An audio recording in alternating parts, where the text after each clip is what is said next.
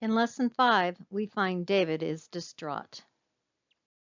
Distraught, David ran from Saul without food, supplies, or weapons.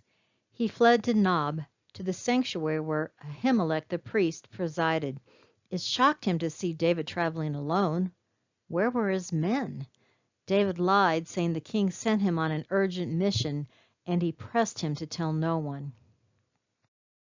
Hunger overwhelmed David, and he begged Ahimelech for food. But the priest only had the showbread used as an offering on the altar, reserved for the priest's consumption. Compassion filled Ahimelech, and he gave him the bread. David needed a weapon too. When he asked the priest for one, he discovered the only blade available was Goliath's sword, the Israelites' trophy kept as a reminder of God's deliverance. Ahimelech studied this distraught soldier of the king. If anyone deserved the sword, it was the man who killed Goliath and saved Israel. Ahimelech retrieved it from behind the ephod and offered it to him. With a thankful heart, David left Nob. He needed a safe place to hide. Saul would never stop hunting for him, leaving no city in Israel safe.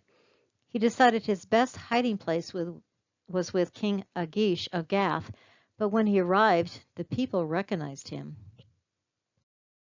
With his identity discovered, he quickly formulated a scheme. He stooped and staggered through the street. With his tongue hanging out of his mouth, he drooled, saliva trickling into his beard. When he reached the king's gate, he scribbled on it, acting so crazy people backed away. The king heard of the commotion and peered out the window. He turned to his servants. "Why did you bring this madman to me?" David escaped to the cave of Adullam and sheltered there. His family learned of his hiding place and joined him. Soon, people in distress, in debt, and discontented gathered with him. This ragtag group of 400 men became his army and his new family. Previously, when David begged Ahimelech for help in Nob, he missed that Doeg, one of Saul's leaders, was in the shadows listening to every word. David's request appalled Doeg, as he deemed the priest's gift of the showbread unlawful. He planned to use this against David. Doeg returned home and waited for the right opportunity to divulge his news to the king. When Saul heard the story, he flew into a fit of rage. Ahimelech conspired against the king?